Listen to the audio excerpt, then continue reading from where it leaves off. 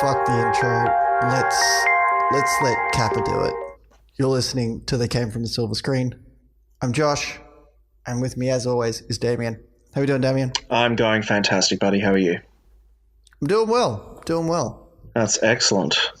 So it's been big times. Big times indeed, yes. So apologies to audience for a slightly later episode than usual this week. I have been moving house. Yeah. So I'm exhausted, but we're gonna do this anyway because this is a film that I absolutely adore and have done ever since it first came out. A lot of people didn't quite like it, but I have always held fast to the belief that it's one of the great unsung, movies of, the 21st century.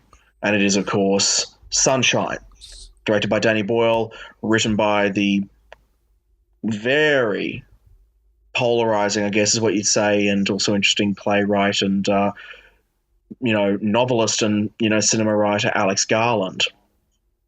Yeah. And it's, and it's got, Cillian Murphy, Chris Evans, Rose Byrne. Well, those are the white characters anyway. Well, it's also got Michelle Yeoh.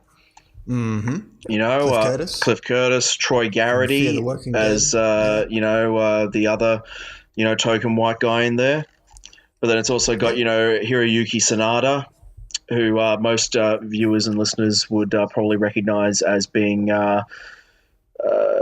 the second in command in Last Samurai. Being an absolute badass in that. And then, Benedict Wong as well, who has gone on and is, I think season 2 is coming out soon, but is currently playing Kubla Khan on Netflix's Marco Polo series. Did not know that. Yeah. Well, I do quite like him. Yeah, no, he was great. I don't know if you ever saw The Martian. I did. Yeah, yes. Well, remember he was the guy like the JPL. He was the aerospace guy that kept on having to. They just said, "Oh, can you do this impossible thing?" And some of the most pleasurable moments of that movie were just watching Benedict just turn and sigh with this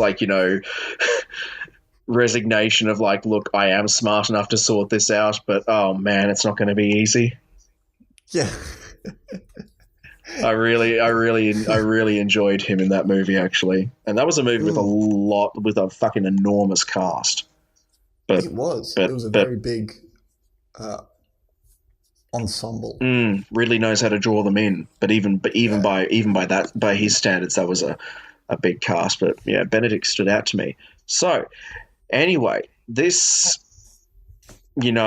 I guess once again, I guess we're trying to keep ourselves on our toes. We're not trying to settle into a pattern per se. I think maybe this is a conscious, reaction to the fact that we started our tenure doing a lot of comic book movies, a lot of big sort of blockbuster epics, and maybe we're just sort of trying to make sure that we don't fall into a certain jam or anything. But so once again this week we're gonna do something completely different to the Big Short from last week.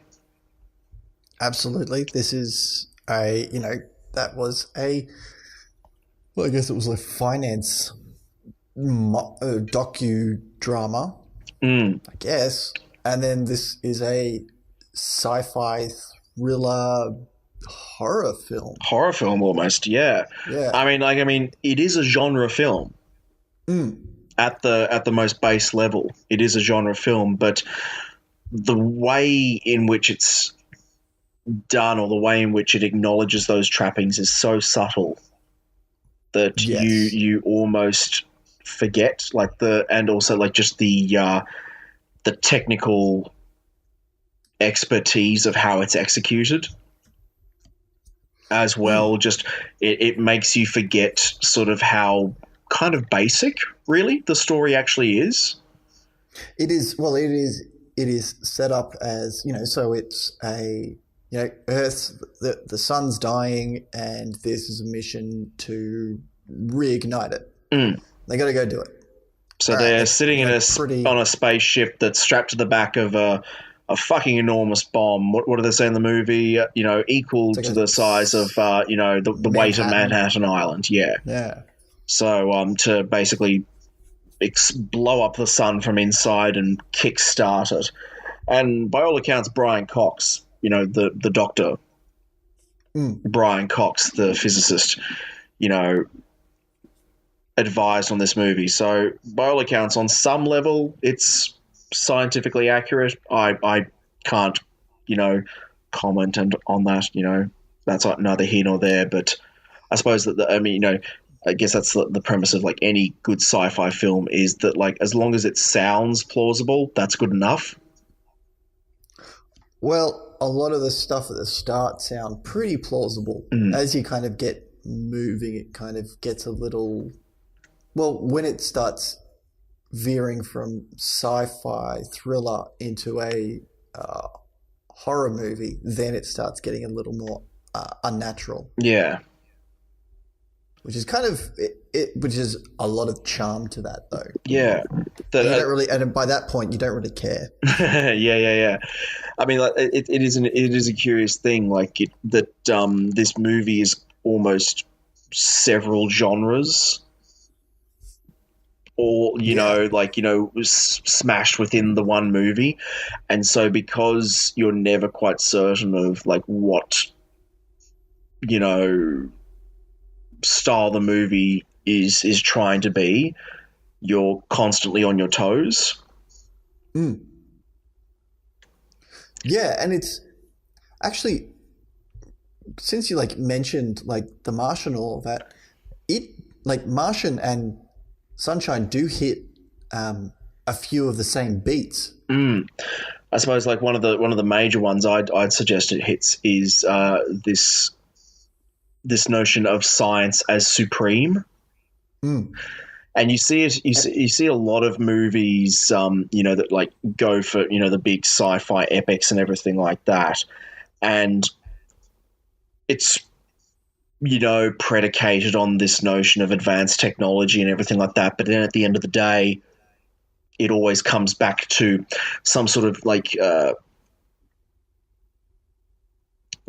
love saves us. And I mean, and that isn't to denigrate Interstellar, because I thought Interstellar was a masterful film, but it went for that classic of a human moment contextualized by sci-fi, whereas Sunshine and Martian were both the other way around. Well, yeah, it's where Interstellar, Matthew McConaughey's character was very much, though he was smart enough to be an astronaut, he was still very much an everyman. It's this could be anyone. This doesn't necessarily need to be one of the smartest people in the world that we've sent off into outer space, which is what Martian was, and is certainly what Sunshine is. Yeah. Every single person on that crew is as smart as they can be. The top of their field, And that was that kind of interesting dynamic that now that you mention it, I absolutely notice between the Martian and Sunshine. This very much science is the answer. We will talk about these issues rationally. There's going to be no praying or wishing it was so here. Well, yeah, we will, and you see it in Sunshine. Any sort of crisis that comes up, it's we will not vote. Yes. It wasn't like we're going to put this to the most knowledgeable person in the room about this one subject. So I guess the first thing is finding that distress signal, because this is the second trip to reignite the sun. Yes. So the Icarus I was the first mission that attempted to go. They lose contact. Nothing happens, and so then around Mercury. Yeah. And so then I fail to recall how many years later. I think it was 7 years later. 7 years. Yeah. Yeah. They launch another mission, the Icarus II, to go and do the same thing. And then the movie sort of travels on this very sort of kind of day in the life, routine based sort of path, which reminded me a lot of Alien in the sense that it built dread by having nothing go wrong. Yeah. Until something went wrong. Well, the first time that it starts going wrong is not really a big thing that's going wrong. It's just because of a solar flare or a solar cloud. They're not going to be able to do any sort of communication back and forth. And then, Cillian Murphy's character, Kappa, he takes a little too long. And so that, causes him and Chris Evans' character, Mace, to butt heads. So you're seeing, a bit of, I guess, cabin fever. Yeah, well, it's very subtly done. So, like, at the same time, what you're doing is you're developing, characters and initiating conflicts that will come to a head later, but you're also very slowly starting to tighten the noose on these characters at the same time. You're not long after that. You're very gradually sort of like, it's a signal to the audience that they are alone. Which is another thing that I've noticed about this movie that most if not all other sort of movies of this ilk do. This movie never once, except at the very, very last frame, or shot rather, they never cut back to Earth. Yeah, and that so you as an audience and the characters never get relief. You never get to experience the relief of a broader reality. Yeah, the stakes are only what the characters are putting in. Yeah, and so the narrative is constricted for the audience in the same way that the characters are constricted by their circumstances.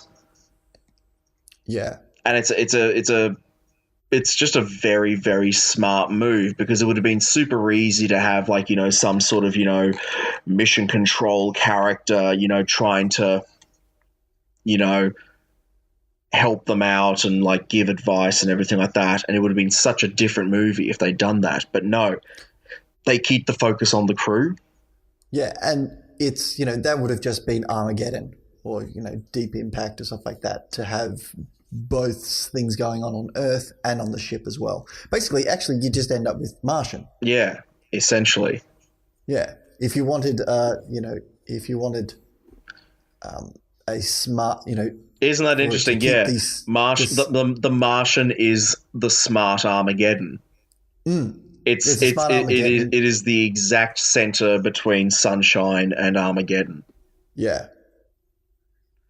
So, and yeah, that's a catching lightning in a bottle, because if you tried to do it with Sunshine, this would not be the same film that it is. No. Because it does, and it's really being able, credits to, the casting director and all of that, and Danny Boyle for bringing out really great performances from pretty much every character. And at a time when a good many of these actors were sort of in their professional infancy. Yeah, well, yeah, Cillian Murphy. I mean, Cillian Murphy had done 28 Days Later. Yeah, but even then, that was still very much a small film. Exactly. It was a cult film, really, that kind of started to pick up a few years after it came out. Yeah. I mean, Michelle Yeoh was probably one of the veterans, having done, so many movies in, in China and Hong Kong and things like that. She'd already had Crouching Tiger, Hidden Dragon under her belt.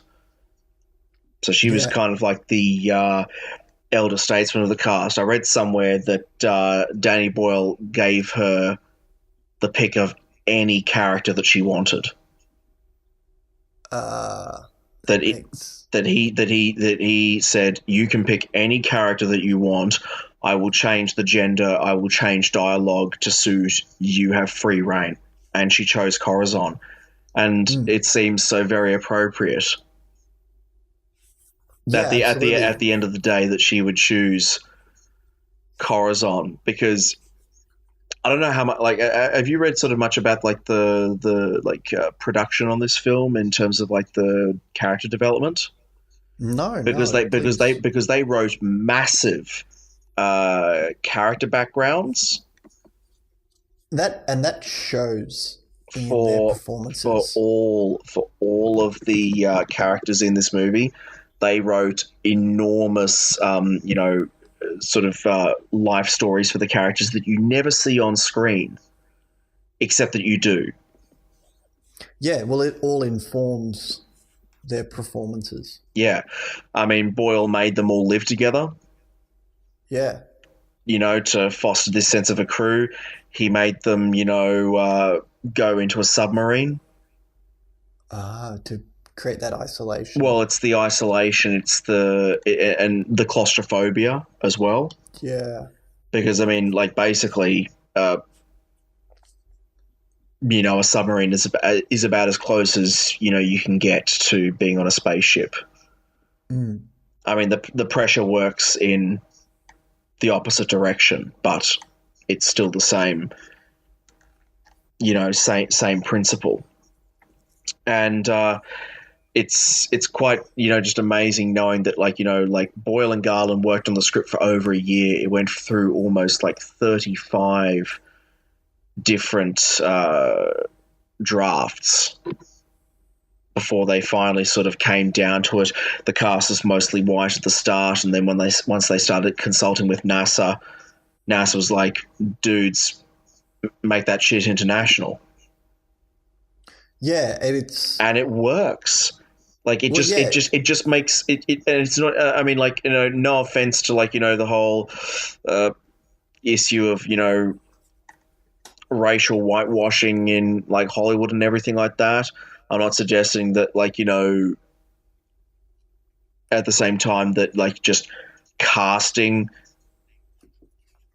people of alternate, nations and colors and creeds into a film, just for the sake of it works. But, like, obviously in this it does work because space travel and, space exploration has always been an international endeavor. Yeah.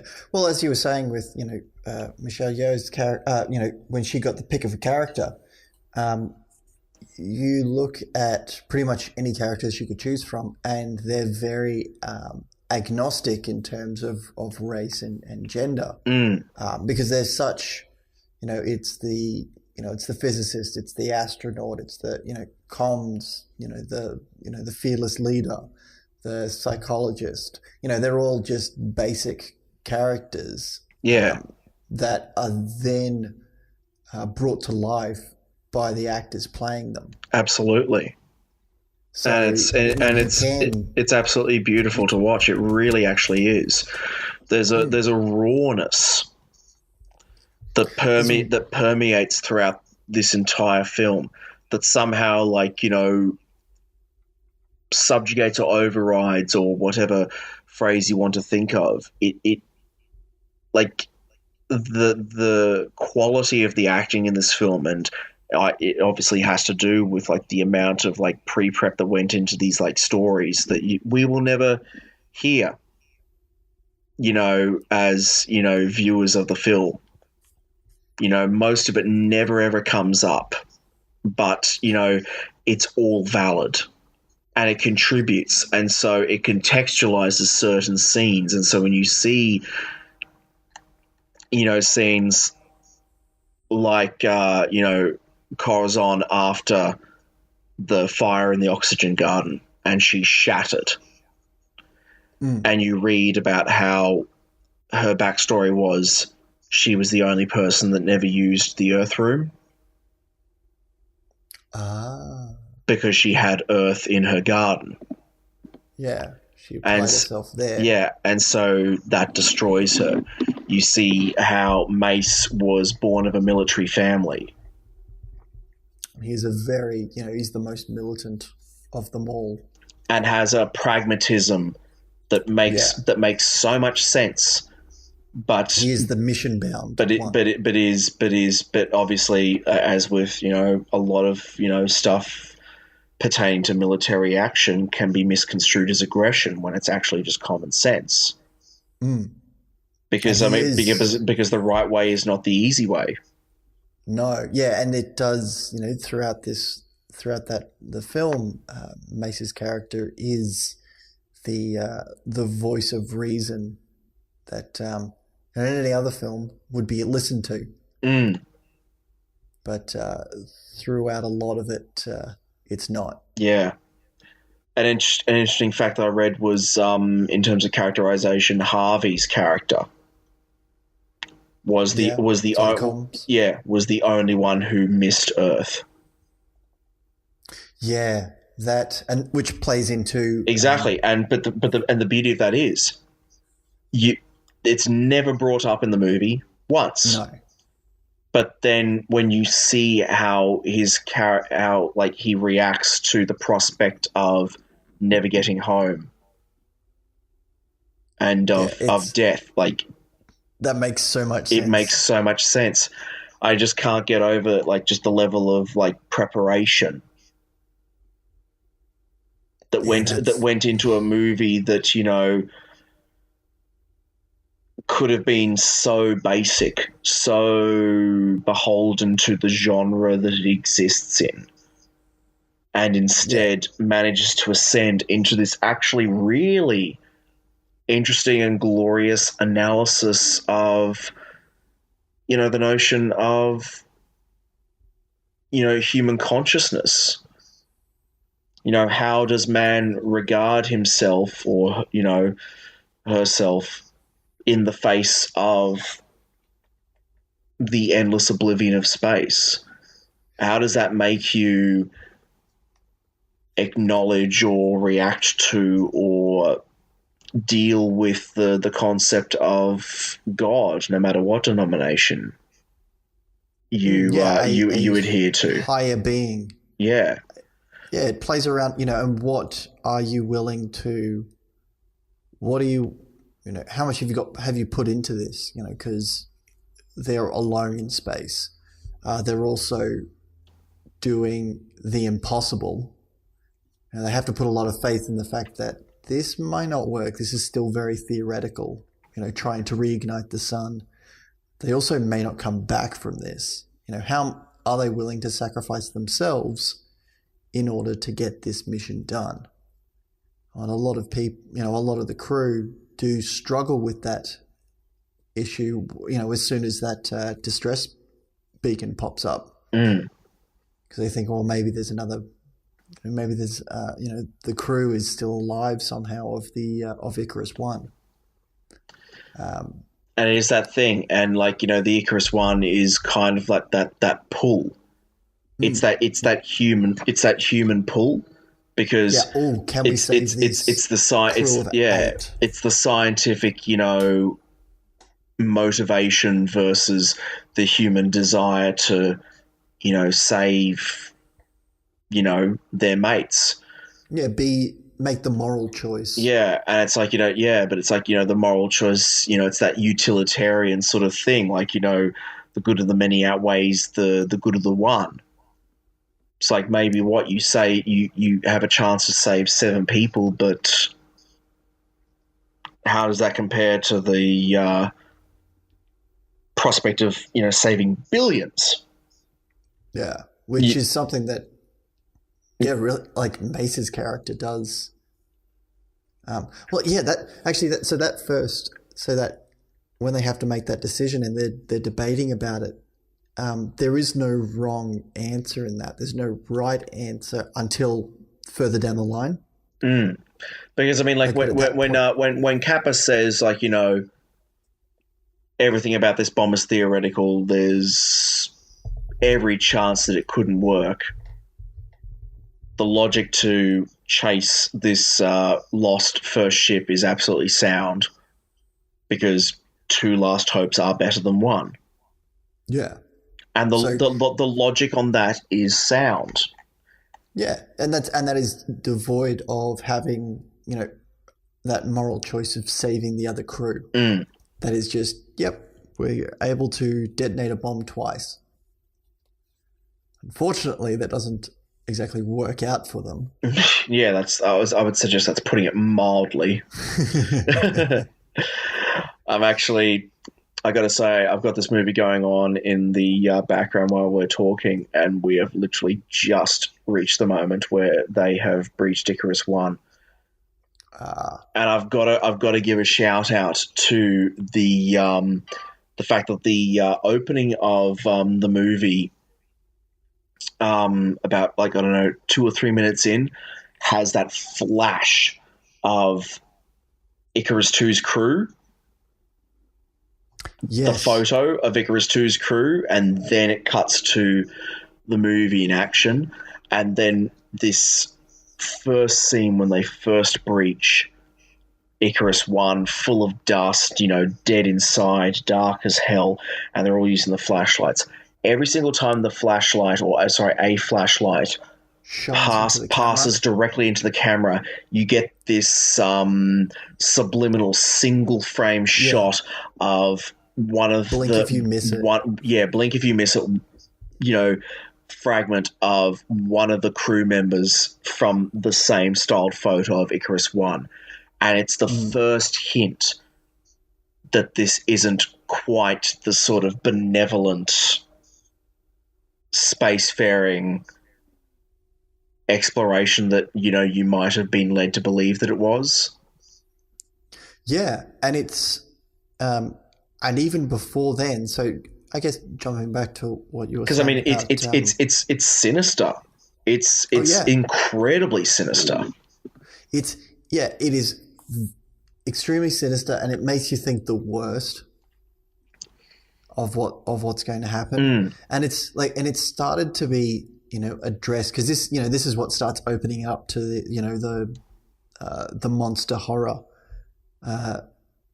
part of the film. Yeah, and it's brought up very early on by Cliff Curtis's character Searle. Yeah, in his fascination with the sun, and it spends a lot of time in when he's in the observation room. The film takes its time with that, going, let's drop it down, let's drop the shields down a little bit more, or let's open it up to, he wants to put it to 4%, but he would be blinded if he was able to do that. So he's able to do it to 3.2%.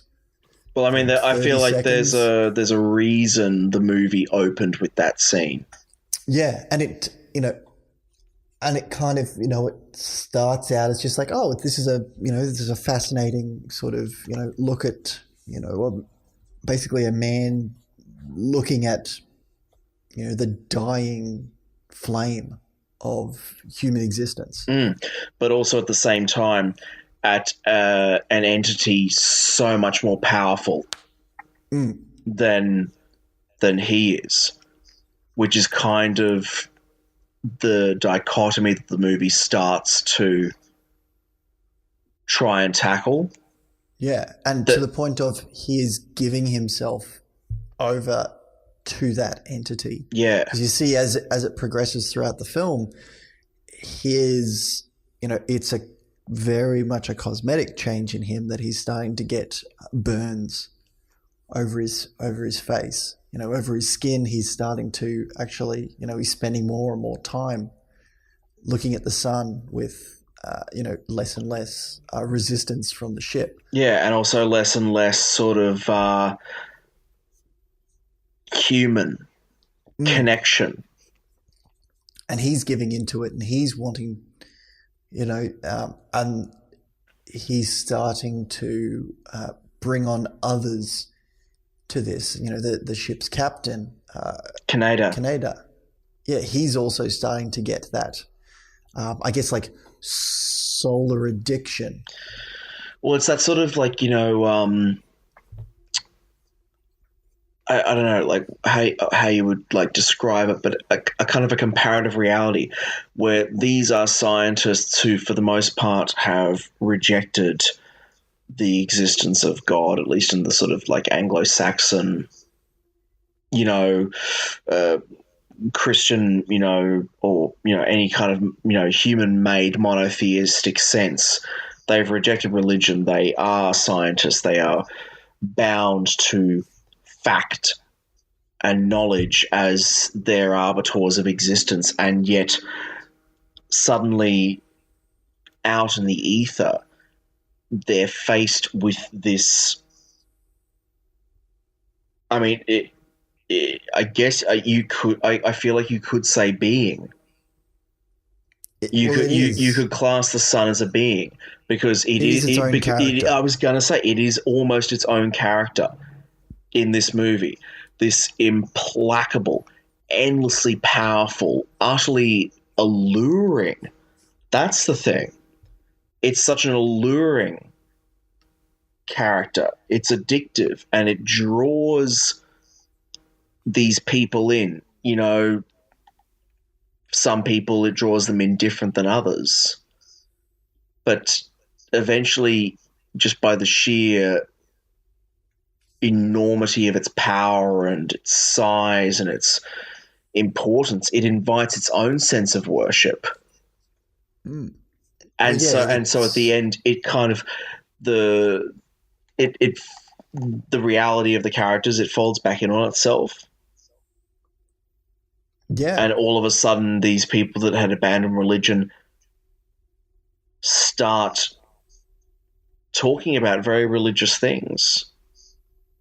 Well, yeah, it's when Kaneda is repairing the shield, the solar shield, and he's basically sacrificed himself because he's not going to get in before the the solar flare hits the ship, and everyone's like trying to urge him to get back inside and to be well, but Searle is just tell me what you see, and he is freaking out because he's Kaneda's getting that chance to be close to their god, basically. It's like and he wants to know. Yeah, it's like some kind of like follower asking one of the 12 disciples, "What was it like to talk to Jesus?" Mm. And then, so they're characters who are giving into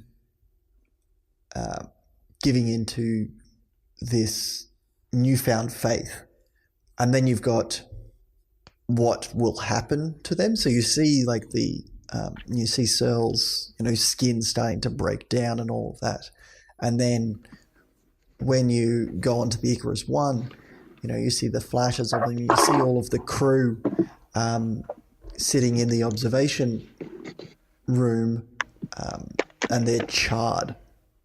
Yeah, or at least most of them are charred because they've all gazed upon God in its entirety. Or at the same time, either or been forced. Or that as well. To gaze upon God, which at the same time is a very, very proper religious parallel, that not all worshippers of God do so by choice. Yeah. They're forced to by our monster, who is basically what Searle would become if left long enough, played by Mark Strong's character, who is who starts out as a very hopeful. He starts out as they do. Yeah, absolutely. It is what they as a scientist, as an astronaut, as someone very keen on the mission, but also just ever so quietly fascinated about the ruin and destruction that this mission is bringing upon them. And he starts to question whether he should be doing whether this reigniting of the sun is the right thing. Is this God's will? Or their God, the God that they're being intoxicated by? I mean, that's the thing, because, I mean, it's that whole kind of, very curious thing that, when, Christianity first started out, one of their major, motivations was to tone down any mentions of, the sun as a form of worship. It was because, if any student of history understands that, most Christian holidays are actually just pirated pagan holidays. Yeah, and they've taken a lot from ancient paganism, Egyptian, various religions that did hold the sun in high regard. And it's this glorious sense of circuitousness that suddenly at the end of it all, at the complete absence of faith in the vacuum of space, humans find their way back to worshipping the sun again. It is the holy sun. It is that, and it's that kind of it's what I suppose adherents of all religions sort of claim as their what the allure is for them towards the religion. This vast, unknowable being of immense power that presides over us all, gives us life, but can take it away just as easily. But for these guys, it's not a story anymore, because for them, the deity as manifested by the sun, that's an absolute fact. And they're getting closer and closer to the realization that this is the one true being. Yeah. And, a scientific man loses his intelligence. He starts to, well, not his intelligence, but he starts, his objectivity starts to become skewed. And he starts doing things based on the will of this God that he's viewing ever closer, that he's, the further you get, the closer you get to your God, how much do you lose of your own humanity? Yeah. And it's that kind of thing, any sort of atheist, I guess, would criticize a devout, devotee of any religion. How could you possibly claim to know the will of the being that you are worshipping? And so it's that very strange, moment where these people that don't, or at least consider themselves to be smart enough to not be kind of conned by that, nevertheless find themselves, at least in the characters of Mark Strong's character and Cliff Curtis' character Searle, they start to presume to know what this being wants of them. Yeah, which is very strange because Mark Strong's character Pinbacker, you would think that a god would not want to die, and yet it seems to be his will that Mark Strong believes that we shouldn't be reigniting the sun. Yeah, it is not man's place to question God. If God has decided to die, we must allow him to. Yeah, and we must go with him. Yeah, and we should not intervene in that. Which is really well, it's just fascinating. I defy anyone to name another, what is essentially a B grade movie that actually raises, existential questions like this. And does it in a very, like, we have gone into it a large amount, far more than the film actually does. No, but it provokes those kinds of questions. Yeah, through the subtleties of Cliff Curtis's character to then the monster of the film itself. It starts informing these sort of themes, though they're not. And then at the very end, Cillian Murphy does have this, it seems like almost an epiphany when he's about to when he's detonated the solar bomb, when he's within the sun itself. Yeah. It's the bomb setting itself off, and it's creating a barrier between him and the sun itself, or the power of the sun, and he's having this epiphany. And then he lets it take him, like he lets the sun take him over. Yeah, there's that joyousness. Which is, at the start of the film, he's having that nightmare of falling into the sun, which, we can keep writing this analogy of him being fearful of, like, he's trying to stop a death of a god. That's his job. That's why he's there, because he's setting off this bomb that will reignite it, that will keep Prometheus's flame burning for humanity, so that they can still be alive. So, when he's got that fear in his nightmares of falling into the sun. Yeah, it's just. I don't think we've spoken about it yet, but the fact that like the missions are both called the Icarus missions. Yeah, little on the nose. Just a tiny bit. Yeah, it's almost like they thought they would fail. Yeah, or or that they thought they would succeed.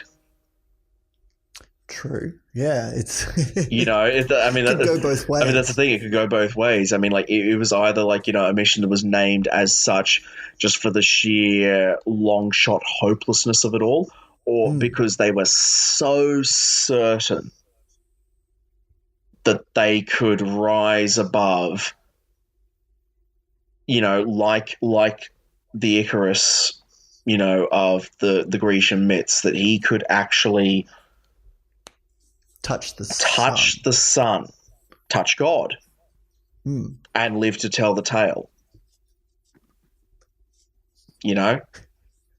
It's an absolutely fascinating movie, and I don't think we've spoken enough about just the production design on this movie is incredible. It is a fantastic looking film. Yeah, and for a movie that is, next year will be 10 years old, and didn't have a big budget, it still looks stunning. It looks as good as, actually, looking on like Interstellar and all of that, it does look. That's the thing. It looks the same. It looks, well, I mean, or if not more realistic, it certainly is on par. On par with it, yeah. And I don't know what budget they made this movie for, but I know for a fact that because like it was, they tried to sell this movie to Fox, and Fox said no. And they palmed it off to Fox Searchlight, which is like their cheap indie movie branch. Yeah. So it wasn't an expensive movie for the genre that they were tackling. Yeah. Well, it was 26 million pounds. That was the budget. So let's say ballpark maybe 50 million American or something like 50 that. million, yeah. You know, And when it did not make that. yeah, it did not even vaguely make that. And the thing was, I think people just didn't. I don't think people got it. It was it's a very, like, it is like an Armageddon film, but it's not Armageddon. It is not a feel-good film. It is, I think, a few years later, this film, 5 years later, this film would have done really well. Yeah. And really, like 2 years, 2 years later, Moon comes out. Which I think because, like, what was this? 2007. So, I mean, like, 2007, yeah. They'd, because we'd had a couple of sort of, like, space disaster movies in the same ilk. Like, we'd had Red Planet. Mm-hmm. With, we talked about Event Horizon. With Val Kilmer. Mm-hmm. Event Horizon was a little bit, before that, but we'd also had the remake of Solaris. Yes. With George Clooney that Steven Soderbergh directed, and that didn't do well either. So no. I think I think Fox were very sort of nervous about committing too much, budget. And then you look at something like Interstellar.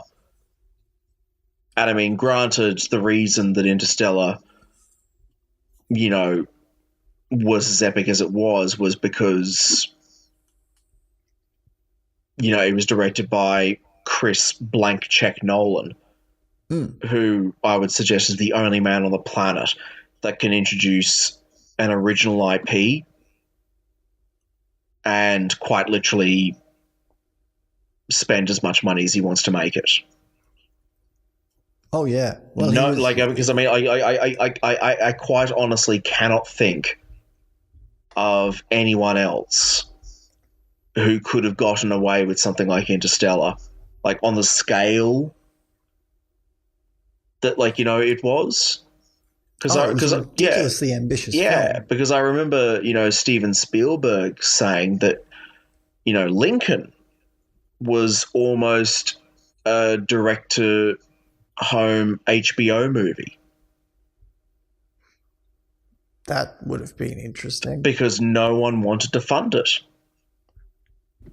Not unless it's an established intellectual property, or a sequel or a remake, studios are now fucking terrified. Oh yeah, it's got to have that Marvel seal or Star Wars or some kind of not going to make money. Yeah, some kind of market recognition. Yeah, and this film, Sunshine, checks none of those boxes. Exactly. And so much of the criticism I remember from the reviews that came out at the time of its release focused on the fact that it was this sort of contemplative, almost Logan's Run style sci-fi movie about man's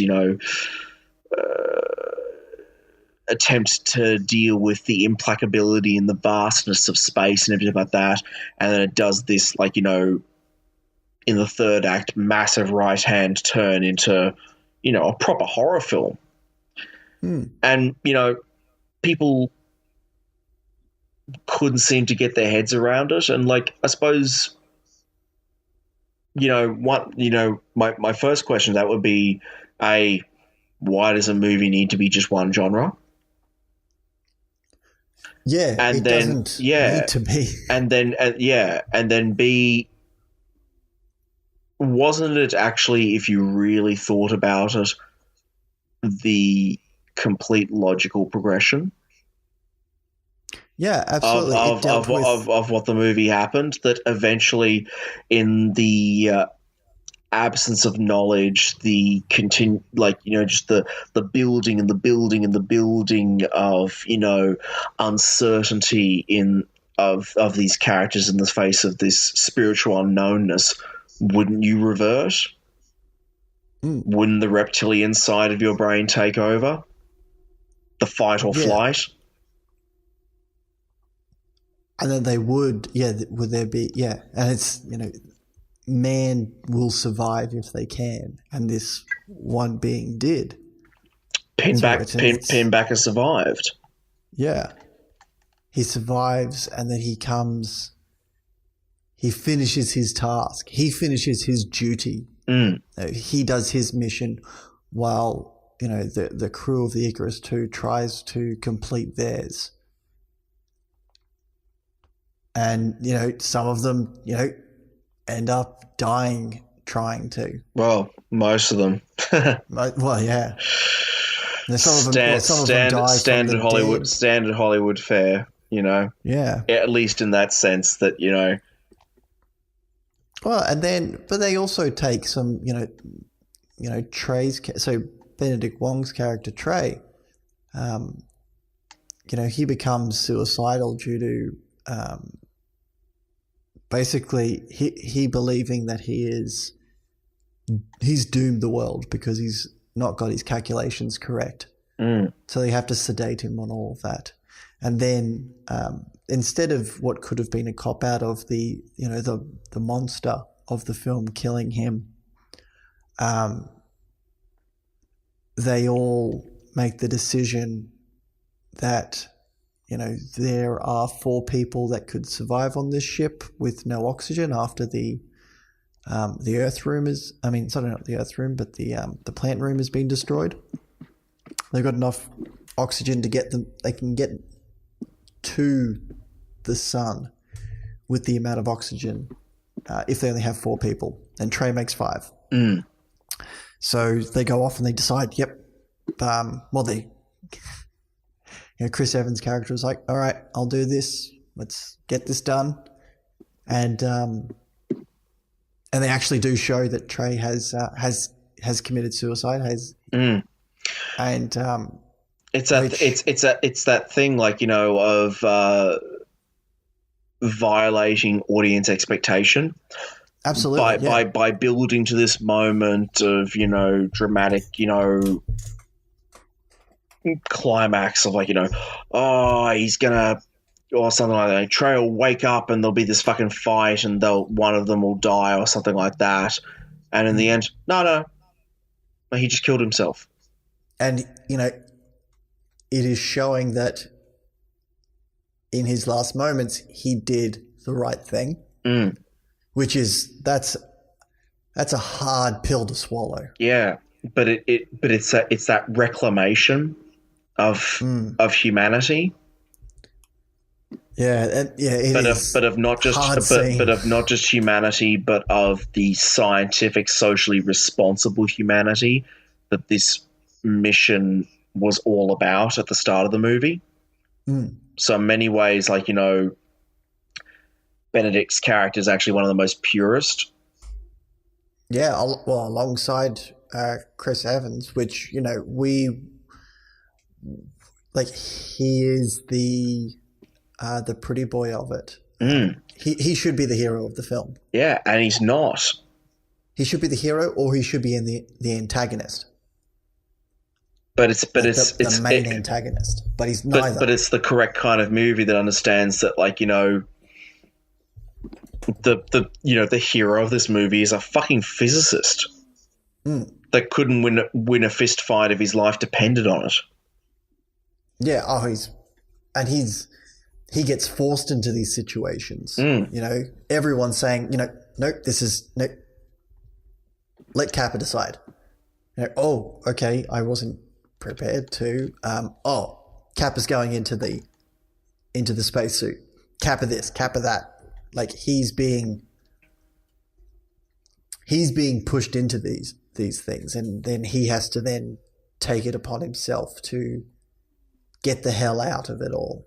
The Martian sort of fuck yeah science bit was when he's locked into the airlock and he's got to get himself out. Yeah. And that's his big hero moment.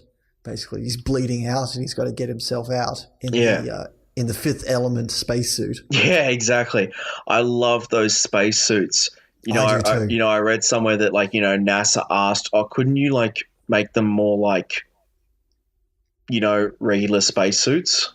Yeah, could you make them like they are not sexy spacesuits. No, they're these big... almost like, psychedelic, fluorocrystalline gold like type stuff.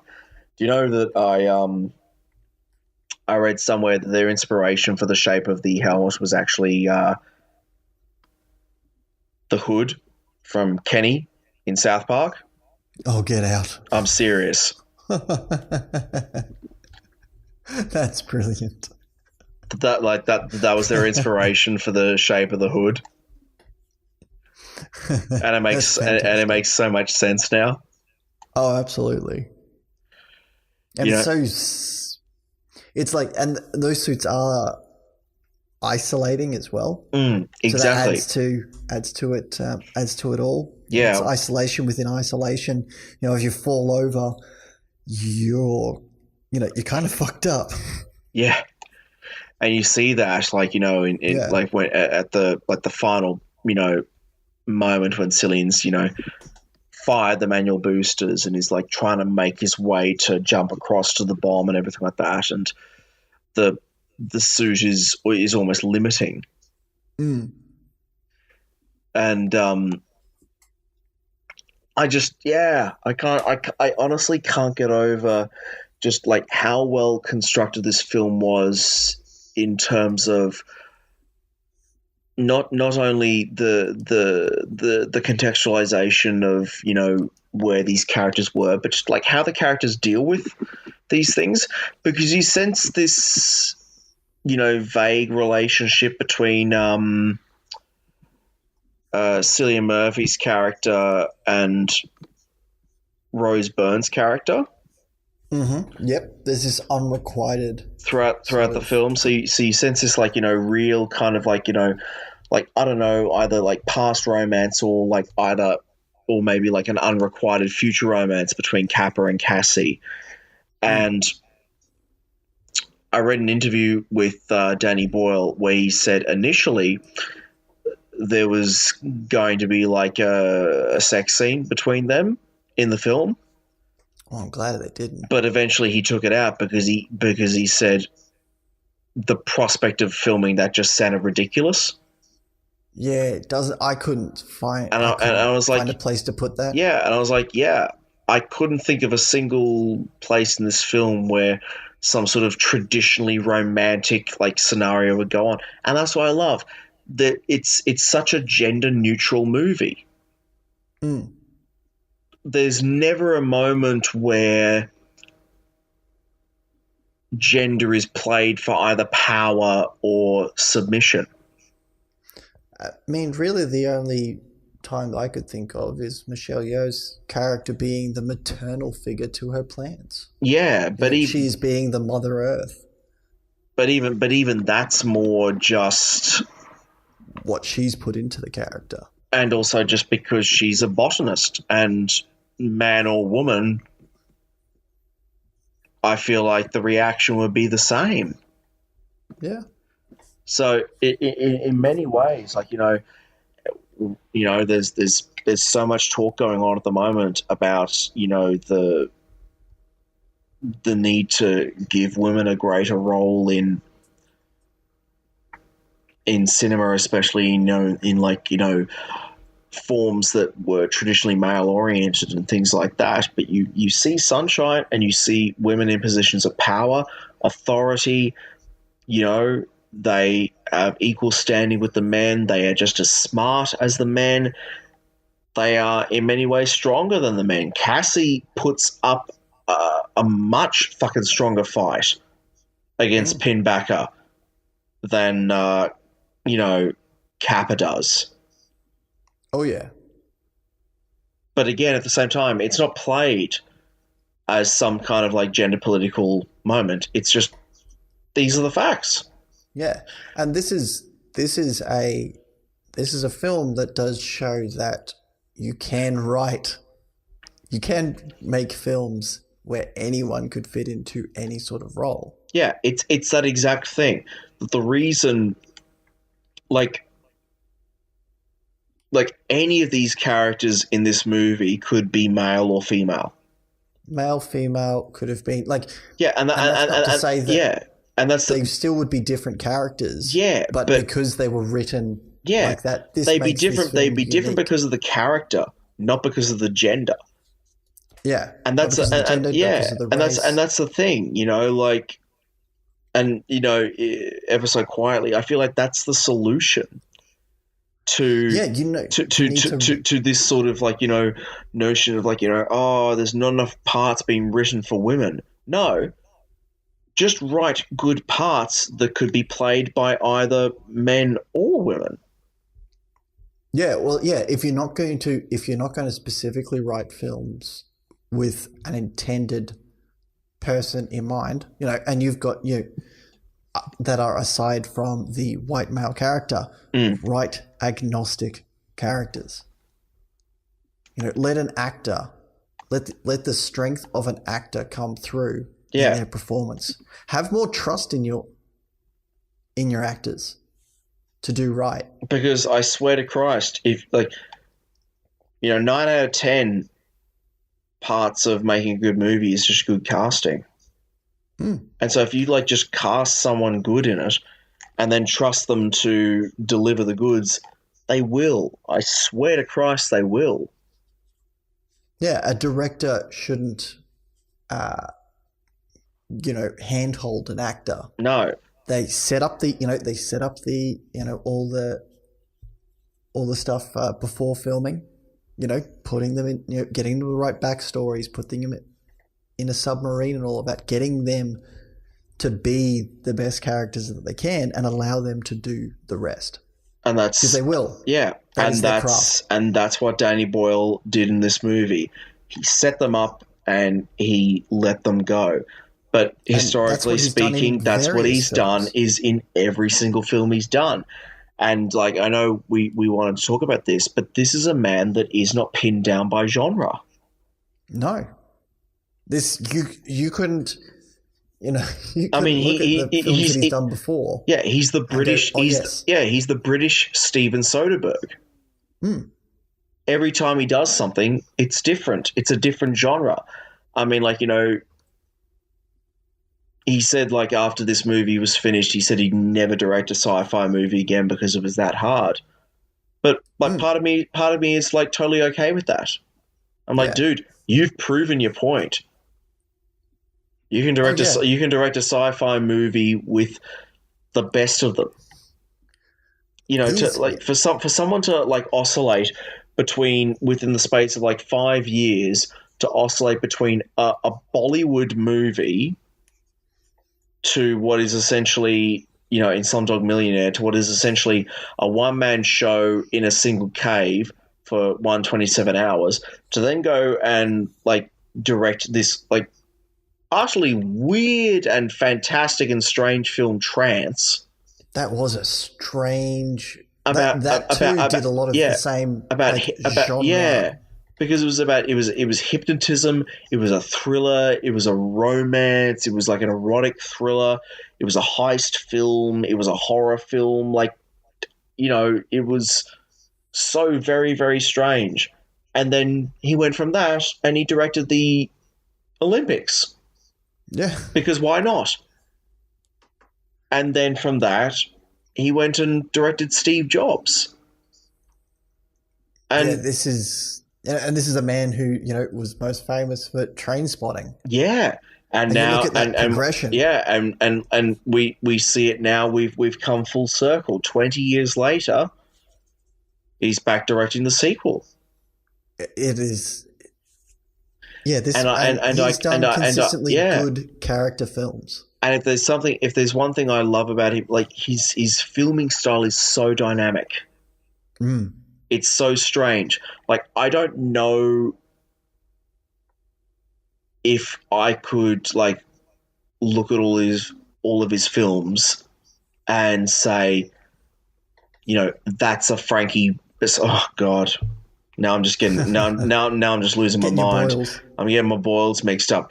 Listeners, if you are looking for good Scottish comedians, Frankie Boyle is one of the absolute best. He doesn't give a shit. He has a massive beard and glasses, and he makes a lot of jokes that make a lot of people upset. But in any sense, if you ask me to tell you to describe a Danny Boyle shot, I don't think I could, because because I don't think he has one, because he's not the kind of guy to get weighed down by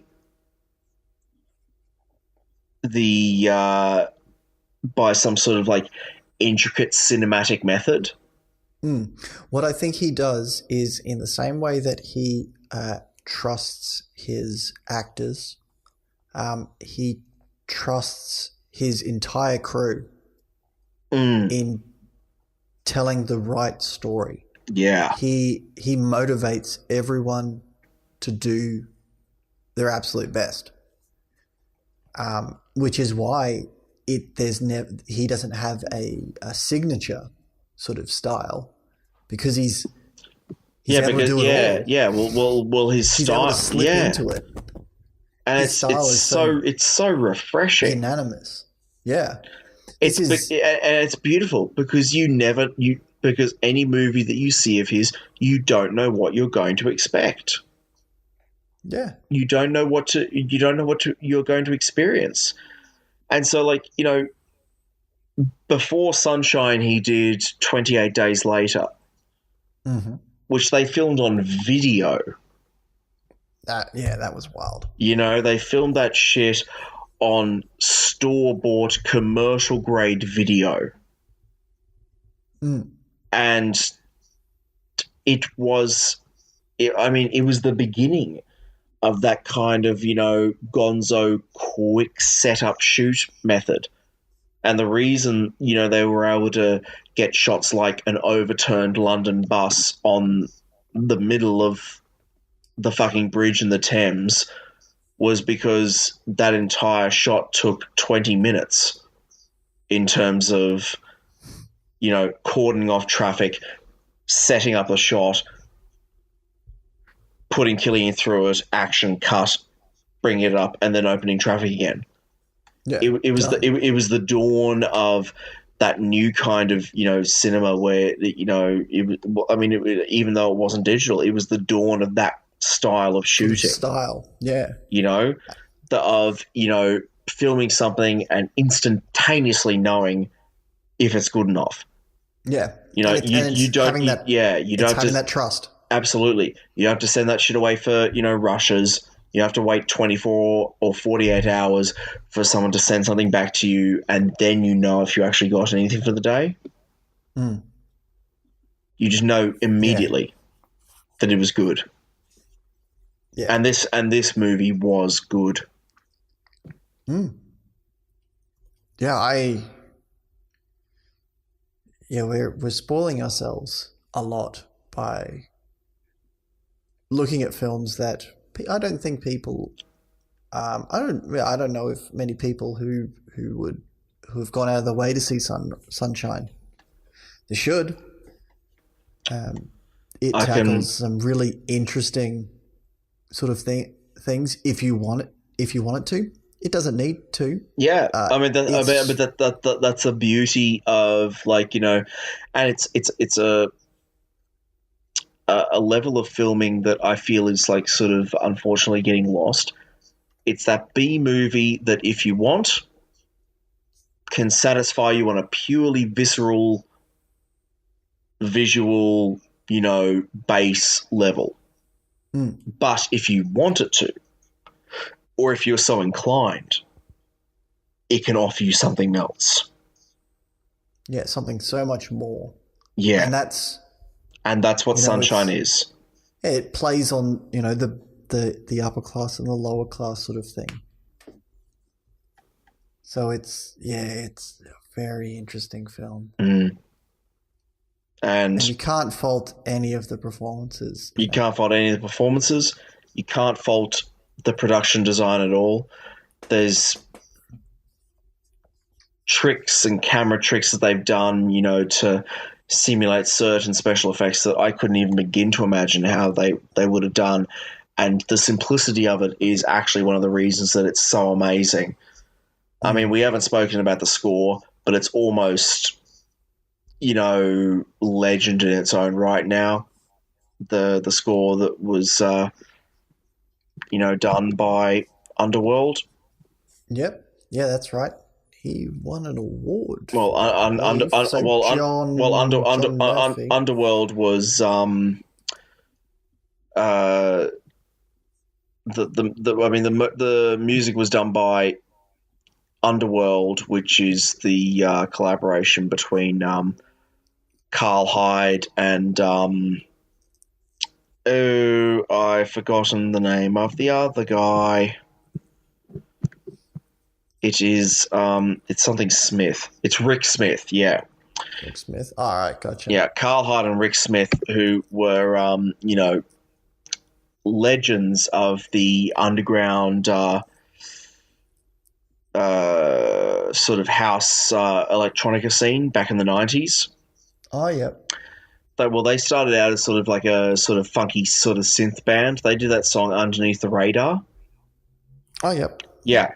And then afterwards, it was just Carl Hyde and Rick Smith, and they turned into sort of like almost a electronic DJ duo, and that's when they got on board with Danny Boyle for Train Spotting. Mm-hmm. So for the song that plays like at the climax of Train Spotting, when Ewan McGregor's character finally decides he's gonna, make it his own way, that song "Born Slippy," that was their song. Oh, cool. Yeah, gotcha. yeah. So what they did was with Sunshine, Danny Boyle brought them on, and Underworld basically improvised an entire score, and then they got the orchestrator John Murphy to orchestrate the entire score into a more kind of epic kind of notion. Yeah, to give more gravitas. And it was this thing, yeah, exactly, that for the longest time, no one could listen to the score. It took about a year and a half because Fox Searchlight didn't want to give Underworld any credit. They wanted to dish it all John Murphy's way. Oh, really? Yeah, so then eventually, whatever, it was finally worked out, and then now you hear, one of the main theme song from Sunshine. You hear it everywhere. They used it in the first. They used it in the first season of Walking Dead. They used it in that climactic scene in the first Kick-Ass movie. Yep. With Nick Cage burning alive and everything. Mm-hmm. This music is amazing. John Murphy was the composer for Kick-Ass as well. So absolutely, yeah, and as he was for 28 Days Later. 28 Days, yeah. So. I mean, it's just a great movie. I don't quite know how else to describe it except to say that. And there we have it. And there it is, ladies and gentlemen. That's about all you need to know. It's just an amazing movie. But we're not going to leave you lacking. We've got an absolute cracker lined up next week. Oh, I can't remember what we're doing next week. Please enlighten me. This is exciting. Well, then I'll tease you as I would tease the audience then. Ooh, I'm on the other side of it all. It's interesting. Exactly. So we've done a lot of talking over the past, 7 episodes about the nature of a blockbuster, the nature of, what makes a movie great, what makes a movie epic, the coalescence of characterization versus spectacle. And so, although you forget, we decided to basically go back to the source and analyze one of the greatest cinematic epics of all time, Lawrence of Arabia. Yes, that's right. We talked. That was the we were going. We should do a Peter O'Toole film, and it was very easy for us to talk ourselves into it. Yeah, it took quite honestly about 15 seconds for us to convince each other that this needed to be done. So stay tuned, ladies and gentry. That is going to be next week's film. If you feel so inclined, I would absolutely encourage you to go ahead and have a crack at this movie. Put away an afternoon. It is over. It is over 4 hours long. It's like a Sunday afternoon sort of thing. So cook yourself up a decent meal during the afternoon for dinner. Take your time, and have that playing, because it's a long film, but it's a good film. And it's an end of an era. Yeah, and it's satisfying in ways that modern films aren't. I suppose in the sense that their priorities were different. Yeah, the priorities of Lawrence of Arabia are so much more different to the priorities of a modern cinematic blockbuster, and so we're gonna dig right into exactly what made this movie amazing and what would make this movie absolutely impossible to make in this day and age. So stay tuned, guys. As always, like, listen, subscribe. We are on Instagram. We are on Facebook. We are on Twitter. You can visit our website. They came from the silverscreen.com.au. It is all there. Listen to us. Make comments on our social media. We do listen to them. We do read them. If you have requests for films you'd like to listen to us review, or even cinematic movements, whatever takes your fancy, we are game for it. Okay, so we are appreciating the interest so far. We are loving the support so far, but we can do more. Brendan Fraser can't stay on top forever. That man has had it for too long. It is time for the dawn of a new age. Yeah, really, Brendan Fraser is just...